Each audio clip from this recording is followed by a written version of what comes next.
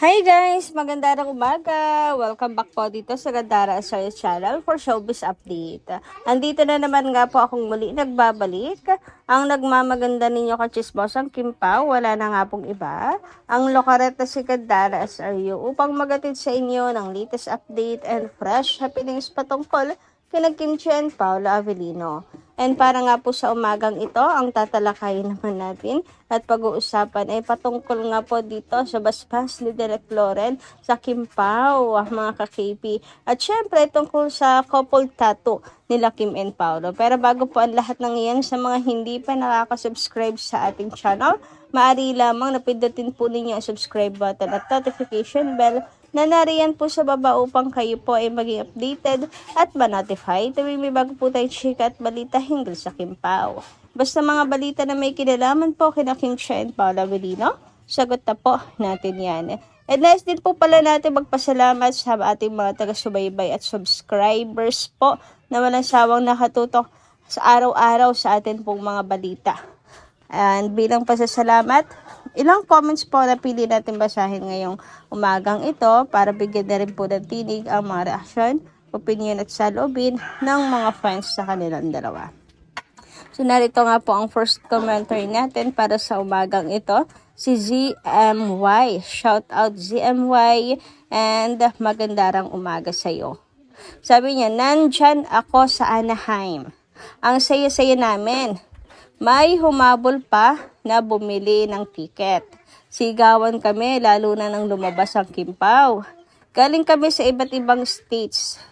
Worth it ang tiket. Napahiya si Ogie Diaz. Mahusay din yung host dahil may mga jokes din siya. Successful concert. Congratulations and thank you, Kim Pao. And talaga naman pong ang success ng Kim Pao, ang pinaka-success po na matuturing natin ay yung satisfied po talaga ang mga audience, mga ka-Kim Pao. Meron kasi na sayang lang daw yung kanilang ipinunta. So kahit ma-sold out yung ticket doon, masasabi yung hindi yung successful dahil nga mga hindi naman natuwa ang mga nanood doon, mga ka-KP. Walang kwenta lang din. Kumbaga, pera lang yung habol, mga ka-Kim Pao. Pero dito, kina Kim and Paolo, sobra po satisfied ang mga viewers and sabi nga nila, sobra po ang saya nila. Ang daming ayudas. Best show na kanila pong pinuntahan ngayong taon, mga ka-KP. Kaya naman, grabe. Congratulations, Kim Pao. Successful talaga. At hindi epic fail ang nagawa niyong show na ito. Kudos din sa host na mahusay na pinupuri ng mga manonood. At the same time kay Carmel na napakahusay komenta. 'Di ba? So, ayan, thank you so much sa balita. ZMY, grabe, for the effort din po pala kayo at pumunta sa show nila Kim and Paolo. So may mga humabol pa daw po bumili ng ticket. So baka talagang na-sold out po yun, mga ka-KP. Kaya gano'n na lang po ang gulat ng Kim Pao, as in, ngangang-nganga todo si Kim Chiu sa sobrang pagkagulat po niya. Ang dami kasing tao talaga. Anyway, sabi naman po ni Miss Mila Bora, shoutout po sa inyo at magandarang umaga. Second commenter natin ngayong umagang ito. So basahin at pag-usapan na nga natin ang nilalaman ng kanyang mensahe. Ma'am Gandara, tingnan mo ang Kim at Pao. Masaya silang dalawa. Hindi mo makitaan ng lungkot sa busilak na pusong Kim Pao.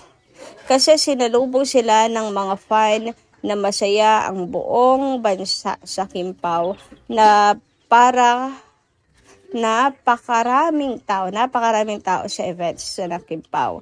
Masaya ka pag malapit ka sa stage sa harapan kasi maranasan ko yun.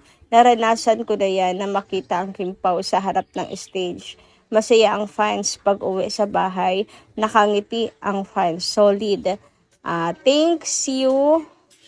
Ma'am, sa Kim Pao, masaya na kami sa araw-araw na kaming mga fans na nakikita na masaya. God bless, gabayan kayo ng Panginoon. Love always, Kim Pao forever. Kaya nga, Miss Mila, actually kahit nasa likod ka, sobrang saya mo na na makita sila in person. Pero mas lalo pa kaya kapag ikaw ay nasa mismong harapan, kompletong-kompleto ang viewing experience mga kakimpaw. Talagang solid yun mga ka-KP. Talagang malapitan mo silang makikita, may chance ka pang mahawakan sila. Kaya naman baon-baon mo talaga yan hanggang sa inyong pag-uwi mga ka-KP. Ang inyong ngiti, tuwa at saya mga kakimpaw. Hindi ka rin yan patutulugin agad kasi ano yun kumbaga ay mga pinakamasayang araw bilang fan ang makita mo siya ang inyong iniidolo ng harap-harapan mismo. Kaya siguro talagang sold out po. Ang una pong nauubos talaga yung VIP tickets mga kakimpaw as in, 'di ba? Kasi gustong-gustong makita sina Kim and Paolo sa personal. So, unahan talaga pabilisan. Anyway, sabi naman ni Miss Norma Daya Gandari, good AM. Well, we had witnessed the two events in their world tour, which is very successful. Yet, we are expecting these two remaining countries and hopefully will be a successful one. Our plea for Kimi is to give meantime a rest to her body and give priority with her health. Aanhin mo ang maraming pera kung ang katawan mo naman ay magsasuffer. Kaya walang kwenta ang pera. Hindi mo madadala ang pera sa langit. Kaya give importance to your health, Kimi. Tingnan mo yung pera. This is the root of all evils. Kaya Kimi, take care of yourself. God bless you, KP. Families and legit fans, vloggers, seniors, and Aki. Love na love ko kayo. Special greetings ko dito sa mga kasama ko na seniors na walang humpay sa pagbigay ng ayuda o comments sa aming idol. Norma Cole, Helen Santos, Selenita Cadalasan, Kitty Bells, Remy Ramos, and all my camaraderie as seniors. God bless us all. Yes po, hopefully, Miss Norma Dayag, and praying po talaga na successful po ang maging show nila Kim and Paolo. Lalo pat napakalaki po ng kanilang venue sa Edmonton, mga ka-KP. Yes, malaki. Kaya naman, sana, may magic ulit po na mangyari, mga kakimpaw, na sa isang iglap biglang ubos ang mga tickets. Anyway, dumako naman po tayo ngayon dito po sa naging kaganapan nga sa Anaheim sa pagpunta po ni Derek Loren at meron nga po siyang pa-birthday cake dito kay Kimi, mga kakimpaw. So, nag-celebrate po siya ng birthday ni Kimi and ayun nga, dahil kasama po at pumunta si Derek Loren sa Anaheim para bigyan po ng oras si Kim, suportahan ang show ng Kim Pao. Malamang at sa malamang nga daw po ay mayroon pong basbas nang natanggap si Paula Avellino mula kay Derek Loren. Uy, sabi nga nila parang si Derek Loren pumunta na doon para siya na ang magkakasal sa Kim Pao. Uy, grabe naman nga yun. Anyway, sabi nga sa post ni Kim Pao Krams, follow niyo po yan siya ha sa X. There's still cake left from the director. And then, the boyfriend is just there in the middle. Happy birthday, Kimi. Ayan, Kim Pao loves Anaheim. Grabe, kahapon trending pa rin ang Kim Pao loves Anaheim, no? Dami pa rin hindi po makaget over it talaga. Sino ba naman nga makakaget over agad-agad doon? Daming ayuda. Anyway, dumako naman tayo dito sa ating sentro ng update ngayong gabing ito.